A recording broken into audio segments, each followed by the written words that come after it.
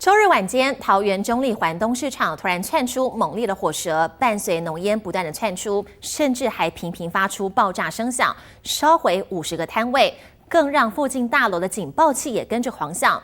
这场大火一共疏散超过600人。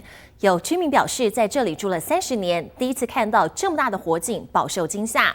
而市场内外软硬体多处损坏，在短期内无法营运。详细的起火原因还在调查当中。